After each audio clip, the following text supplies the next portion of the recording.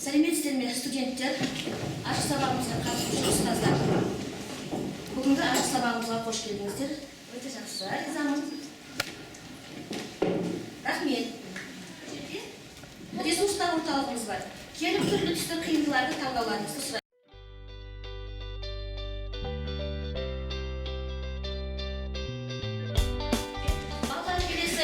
Істейтін әрекетіміз торсия әдісі деп аталады. Сіздерге бұл әдіс бұрыннан таныс. Бірінші топ, үшінші топ аяқтады. Екінші топ аяқтады. Румина. Сұрақ. Оқушылардың жіберген қателіктерін дер кезінде анықтауға, себебін білуге мүмкіндік беретін әрекет. Жауап қалыптастырушы бағалау. Тоқсандық оқу жылының соңғы күніне қойылған болмайтын жұмыс түрі қалай аталады? 90 бойынша жиынтық бағалау. Санаса жеке бақылау жұмысы жүргізілмейтін әрекет. Жауап қалыптастырушы бағалау. Жақсы, орындадыңыздар. Енді осы сұрақтар мен жауаптарға қарап, бүгінгі біздің сабағымыздың тақырыбын айқындауға бола ма? Ал қалай ойлайсыңдар? Бүгінгі сабағымыз критериалды бағалау. Критериалды бағалау туралы дейміз. Бүгінгі сабағымызда біз әдебиеттік оқу сабақтарындағы критериалды бағалаудың құрылымдарын түсіне отырып, біле отырып, меңгере отырып, қалыптастырушы бағалауды әдебиеттік оқу сабағында қалай қолданудың жолдарын үйренеміз. Қандай нәтижеге жетеміз деп ойлайсыздар? Біз бүгін сабақта критериалды бағалау құрылымын білеміз. Жақсы. Бағалаудың артықшылығын үйренеміз. Артықшылығын үйренеміз. Биыл 2020 жыл қандай жыл? Еріктілер жылы. 20 жылы қазақтың ұлы ойшылы Абай Құнанбаевтың 75 жылдығы. Өте жақсы. Қазақтың шығармасын ала отырып, бүгінгі сабағымыздың афоризмін тауып көрейік. Сенбе жұртқа тұрса да қанша мақтап, әуретеді ішіне қулық сақтап. Өзіңе сен, өзіңді алып шығар, ақылың мен еңбегің екі жақтан. Бағалау критерийі арқылы біз бағаны нақты айқын жерде әділ қоя аламыз. Дескриптор. Дескриптор туралы кім не айта алады? Біз оқушының жаңа тапсырманы қаншалықты жақсы деңгейде орындағанын анықтайтын тұжырымдама болып табылады. Яғни дескрипторды біз тапсырмаға байланысты құруға болады. Өздік бағалау жұмысымызды бастайық. Ол өз бетінше сурет салып балалар. Ал енді өз бетінше сурет сал деген әдісті бастамас бұрын алдыларыңыздағы А4 қарағын алыңыздар. 4 бөлікке бөліңіздер. Жақсы. Сіздердің осы жұмыс барысындағы жауаптарыңыз, жұмыстарыңыз, белсенділіктеріңіз аталған шарттар бойынша мынандай қаламдар мен қарындаштармен бағаланады. Қаламмен жазғандарыңыз ешқашанда өшпейді. Ал қарындашпен жазған пікіріңізді кез келген адам өшіруі мүмкін. Өте жақсы жұмыс, өте жақсы әрекет, өте жақсы жауап, жақсы жұмыс, жақсы әрекет, жақсы жауапқа осындай қаламдар мен қарындаштар беріледі. Мереке, Диана, Айсу, Гүлзара. Төртке бөліңіздер ме парақтарыңызды? Жақсы. Төртке бөлсеңіздер бірінші парақты бос қалдырып, екінші параққа көбелектің суретін сала қойыңыздар. Қалам мен қалам. Тездетіп көбелектің суретін саламыз.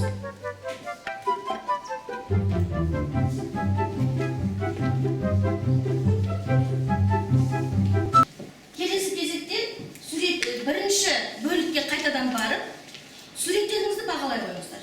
Суретке қараңыздар да баға қойыңыздар. Қойдық па? Енді үшінші бөлікке барамыз.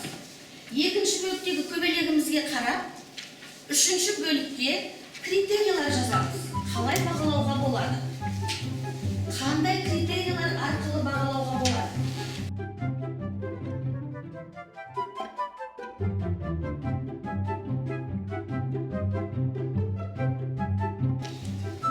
Жұмысымыз аяқталса, төртінші бөлікке барамыз. Үшінші бөлікте құрастырған критериялар бойынша екінші бөліктегі көбелектеріңізді қайтадан бағалаңыздар. Критериялар бойынша бағалаңыздар.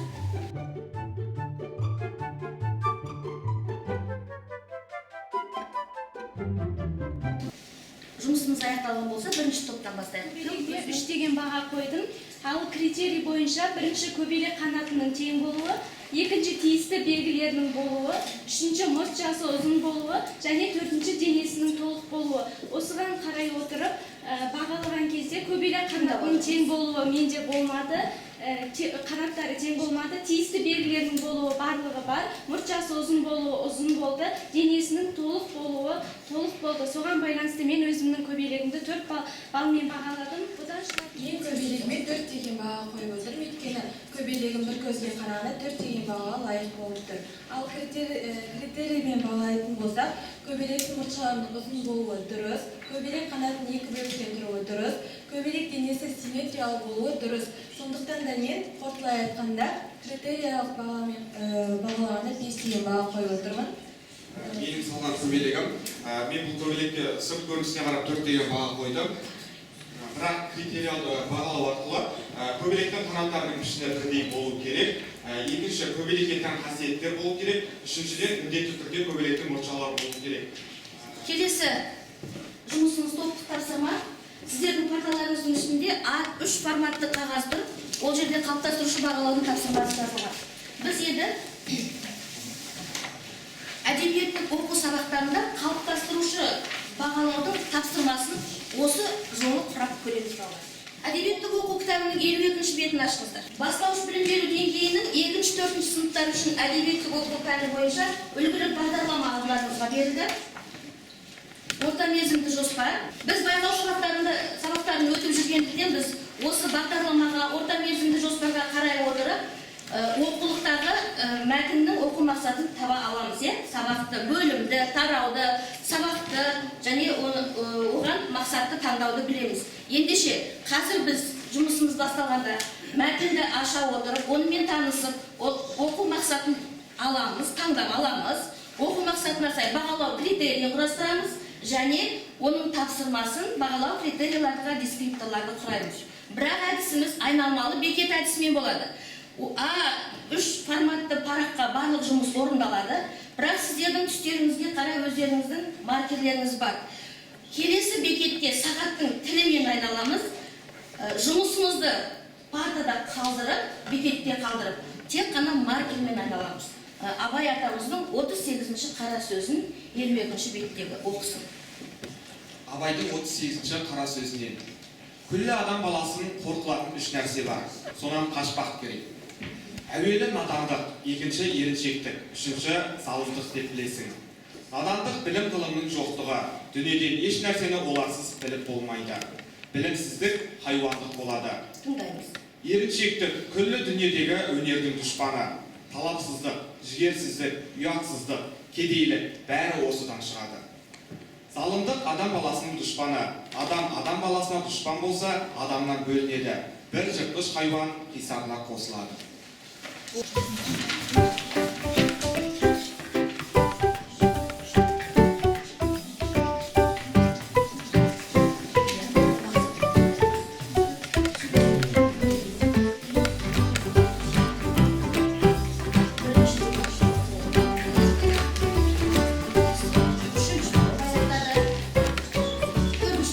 Ендеше, екінші бекетке алсаңыз, барлық материал қалады. Сен маркермен алсаңыз.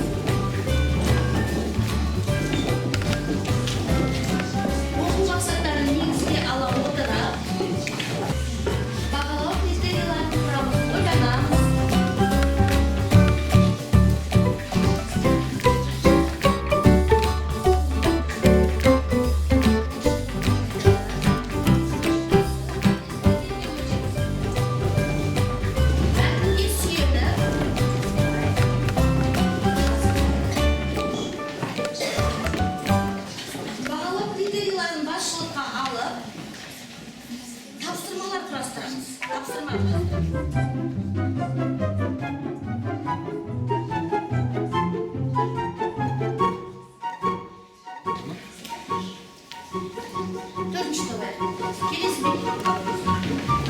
Келесі бекеттегі біздің атқаратын жұмысымыз бағалау критерийларын бойынша дескрипторлар құру.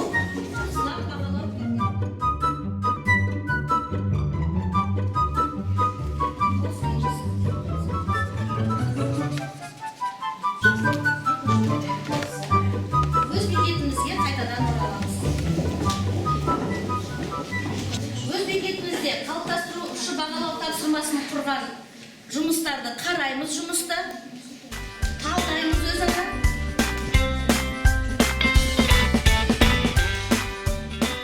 Қажет болса түзетулерін іздейміз. Талдап, танып, танысып болған болса, дайын екенбіз.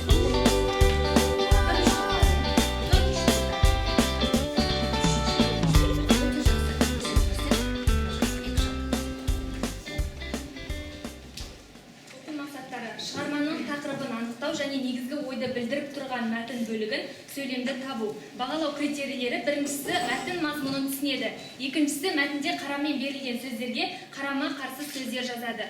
Тапсырмаға біз өзгерту енгіздік. Қарамен берілген сөздерге қарама-қарсы сөздерді тауып жаз.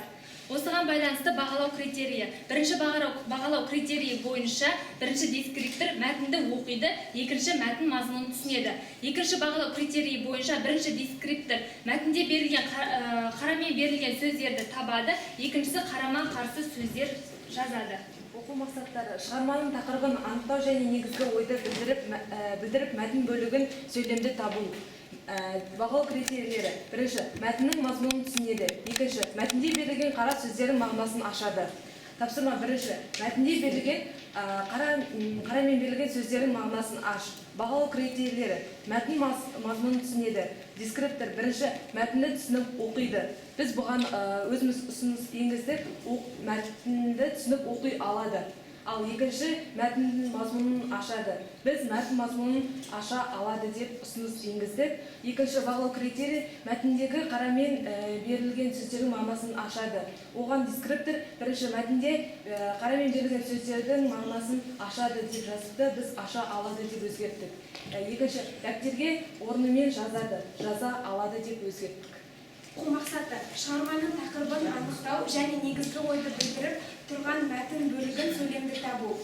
Бағалау критерийі: бірінші, мәтін мазмұнын түсінеді, екінші, мәтіннен қай сөйлем мәтін мазмұнын ашатынын жаз. Бағалау критерийі: бірінші, мәтін мазмұнын түсінеді. Дескриптор: бірінші, мәтінді оқиды, екінші, мәтіннің мазмұнын түсінеді. Екінші бағалау критерийі: мәтіннен мазмұнын ашатын сөздерді тап. Дескриптор: мәтіннің мазмұнын ашатын сөздерді табады, ал екіншісі осы мәтінді көшіріп жазады. Шығарманың тақырыбын анықтау және негізгі ойды білдіріп тұрған мәтін бөлігін сөйлемді табу. Бағалау критерийі: бірінші, мәтін мазмұнын түсінеді, екіншісі, мәтін бойынша сұрақтарға жауап береді. Тапсырма: төмендегі сұраққа жауап бер. Бірінші, надандық, ерекшелік дегенді қалай түсінеміз? Сонымен студенттер қалыптастырушы бағалаудың тапсырмасын әдебиеттік оқу сабағында құра аламыз ба? Қандай түсінбеген, қиындық келтірген жерлер болды сіздерде? Жақсы, ендеше келесі тапсырмаға көшейік. Келесі тапсырма Крайер моделі деп аталады. Бірінші топқа критерий, екінші топқа дескриптор, үшінші топқа кері байланыс, төртінші топқа оқу мақсаты. Қане анықтамасының ерекшелігі, мысалы енесін. Жақсы, екінші топ шығамыз. Және тапсырманы тез орындауға мүмкіндік береді. Дескрипторға мысал айтсақ, біріншісі өлеңді оқиды, екіншісі мазмұнын түсінеді және үшіншісі авторын табады. Тапсырма: сұраққа жауап беретін бұл бізде мысал емес болады. Ол дескрипторға қатысы жоқ. Қандай да бір жағдайға не әрекетке жауап пікір болып табылады. Кері байланыстың ерекшелігі оқушының таланттары мұғалім мен оқушы арасындағы ынтымақтастық орнайды, сабақтың оң бойында жүреді және де нақты іс-әрекетке жетелейді. Мысалға алсақ, жетістік баспалдағы баба әдісі, бағдаршам, екі жұлдыз бір тілек. Мен білемін, түсіндім, жасай аламын.